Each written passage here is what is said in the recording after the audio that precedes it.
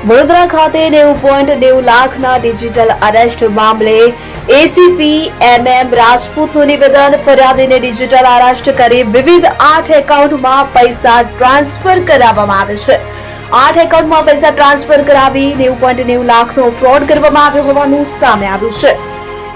આપના નામનું કુરિયર મળ્યું છે કે જેમાં ડ્રગ્સ છે તેવું કહી આરોપીઓએ ડિજિટલ એરેસ્ટ કર્યા હતા. તો ઇસમ સામે ઈડીનો કેસ ચાલે છે તેવું કહી ફરિયાદીને વિશ્વાસમાં લઈને અરેસ્ટ કર્યા હતા.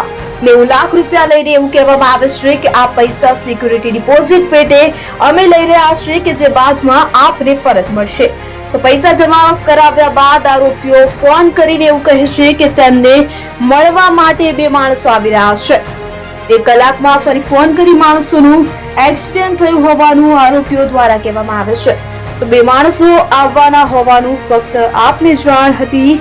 અકસ્માત કેસમાં તમે સામેલ છો તેવું કહીને જાણ કરી હતી. તો આ સાંભળીને ફરિયાદી સતર્ક બને છે. ફરિયાદી સાગર બનીને ફરિયાદ નોંધાવે છે. તો 8 ખાતામાં પૈસા જે ટ્રાન્સફર થયા હતા તેમાં મહારાષ્ટ્ર, જમ્મુ કાશ્મીર, પંજાબ અને છત્તીસગઢના ખાતા છે.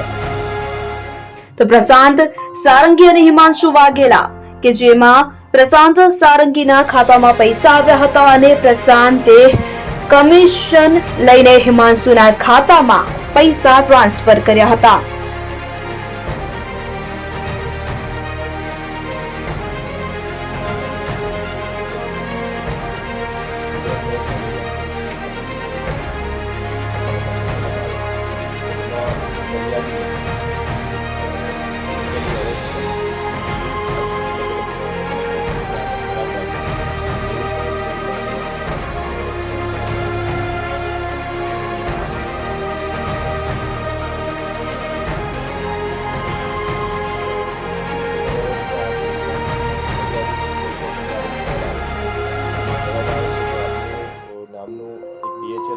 છે જેમાં આપની ડિટેલ્સ મળી છે અને એમાં ડ્રગ્સ સાથે સામેલ છે.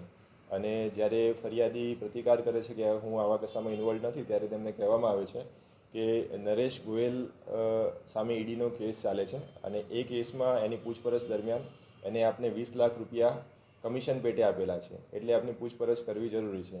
એ રીતે ફરિયાદીને વિશ્વાસમાં લઈને એમની પાસેથી વિવિધ તબક્કે 90,90,000 રૂપિયા પડાવી લેવામાં આવે છે અને સાથે એવું કહેવામાં આવે છે કે આ પૈસા તમે એક સિક્યોરિટી ડિપોઝિટ ના પેટે તમે જમા કરાવો છો, એ તમને પાછા મળી જશે.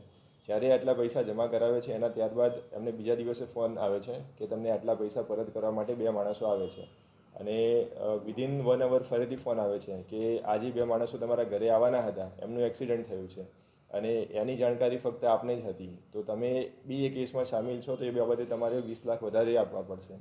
તો જ્યારે આ સાંભળીને જે ફરિયાદી છે તેઓ થોડા એલર્ટ થઈ જાય છે અને પછી એ લોકો ફરિયાદ કરાવે છે.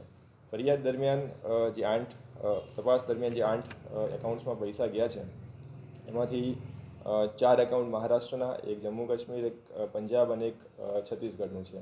જેમાંથી મની ટ્રેલ જોતાં અમદાવાદના પ્રશાંત ગોવિંદભાઈ સારંગે અને હિમાંશુ વિજયભાઈ વાઘેલા, પ્રશાંત સારંગીના એકાઉન્ટમાં પૈસા આવેલા હતા અને તેમને કમિશન લઈને આગળ હિમાંશુ વાઘેલાને પૈસા આપેલા, જે બાદ તેમની ધરપકડ કરવામાં આવેલ છે. આ જે લોકો છે સર કેવી રીતે ટાર્ગેટ કરતા હોય છે ડિજિટલ એરેસ્ટ માટે? જે પણ વિક્ટિમ હોય છે એ લોકોને ટાર્ગેટ કઈ રીતે કરતા હોય છે, કેવી રીતે નંબર મેળવતા હોય છે, એવી કોઈ વિગત સામે આવી?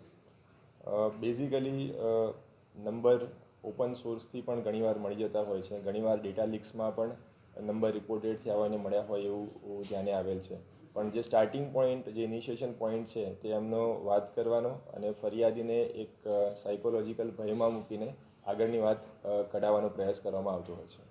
આ જે આરોપીઓ છે એમ પ્રથમ વખત આ કૃત્ય કર્યું છે કે અગાઉ પણ એમનો કોઈ ગુનાહિત ઇતિહાસ આવો રહી ચૂક્યો છે?